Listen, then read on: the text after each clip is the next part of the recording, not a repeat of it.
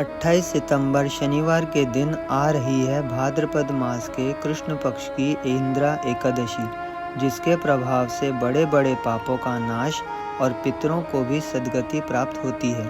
तो आइए श्रवण करते हैं इंद्रा एकादशी के व्रत ग्रहण करने की विधि सहित कथा महात्म्य। युधिष्ठिर ने पूछा, हे मधुसूदन, कृपा करके मुझे यह बताइए कि अश्विन के कृष्ण पक्ष में कौन सी एकादशी होती है। भगवान श्री कृष्ण बोले, हे राजन, अश्विन गुजरात महाराष्ट्र के अनुसार भाद्रपद के कृष्ण पक्ष में इंद्रा नाम की एकादशी होती है। उसके व्रत के प्रभाव से बड़े बड़े पापों का नाश हो जाता है। नीच योनि में पड़े हुए पितरों को भी यह एकादशी सद्गति देने वाली है। राजन, पूर्व काल की बात है। सतयुग में इंद्रसेन नाम से विख्यात एक राजकुमार थे, जो माहिष्मतिपुरी के राजा होकर धर्मपूर्वक प्रजा का पालन करते थे। उनका यश सब ओर फैल चुका था। राजा इंद्रसेन भगवान विष्णु की भक्ति में तत्पर हो गोविंद के मोक्षदायक नामों का जप करते हुए समय व्यतीत करते थे और विधि पूर्वक अध्यात्म तत्व के चिंतन में संलग्न रहते थे। एक दिन राजा राजसभा में सुखपूर्वक बैठे हुए थे। इतने में ही देवऋषि नारद आकाश से उतरकर वहां आ पहुँचे। उन्हें आया हुआ देख राजा हाथ जोड़कर खड़े हो गए और विधि पूर्वक पूजन करके उन्हें आसन पर बिठाया। इसके बाद वे इस प्रकार बोले, मुनिश्रेष्ठ, आपकी कृपा से मेरी सर्वथा कुशल है।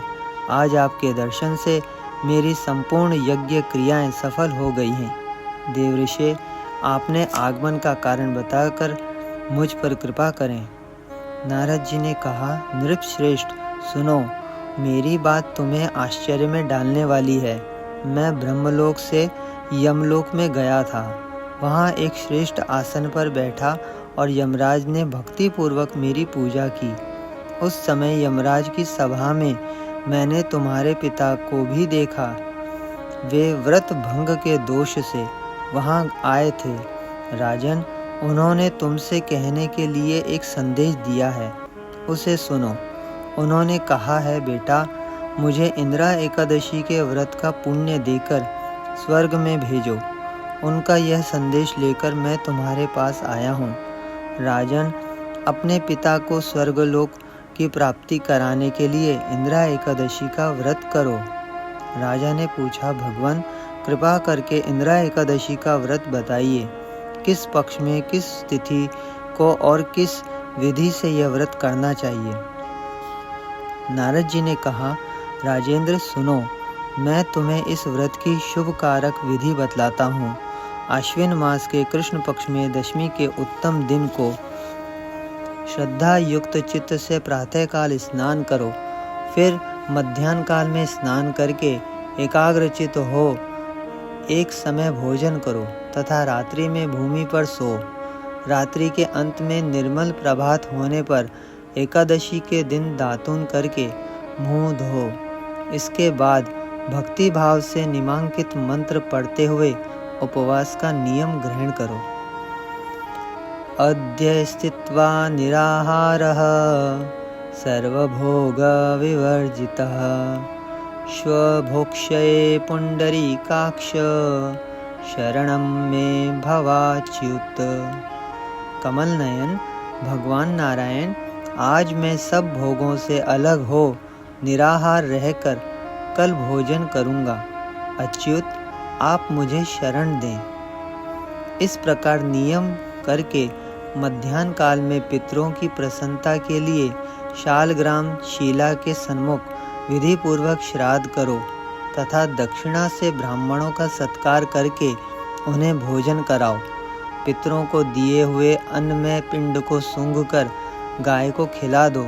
फिर धूप और गंध आदि से भगवान ऋषिकेश का पूजन करके रात्रि में उनके समीप जागरण करो। तत्पश्चात सवेरे होने पर द्वादशी के दिन पुनः भक्ति पूर्वक श्री हरि की पूजा करो। इसके बाद ब्राह्मणों को भोजन कराकर भाई, बंधु, नाती और पुत्र आदि के साथ स्वयं मौन होकर भोजन करो। राजन, इस विधि से आलस्य रहित होकर यह व्रत करो। इससे तुम्हारे पितर भगवान विष्णु के वैकुंठ धाम में चले जाएंगे। भगवान श्री कृष्ण कहते हैं, राजन, राजा इंद्रसेन से ऐसा कहकर देवऋषि नारद अंतर्धान हो गए। राजा ने उनकी बताई हुई विधि के अंतपुर की रानियों, पुत्रों और भृत्यों सहित उस उत्तम व्रत का अनुष्ठान किया। कुंती नंदन, व्रत पूर्ण होने पर आकाश से फूलों की वर्षा होने लगी। इंद्रसेन के पिता गरुड़ पर आरूढ़ होकर श्री विष्णु धाम को चले गए और राजा इंद्रसेन भी निष्कंटक राज्य का उपभोग करके अपने पुत्र को राज सिंहासन पर बिठाकर स्वयं स्वर्गलोक को चले गए। इस प्रकार मैंने तुम्हारे सामने इंदिरा एकादशी व्रत के महात्म्य का वर्णन किया है। इसको पढ़ने और सुनने से मनुष्य सब पापों से मुक्त हो जाता है।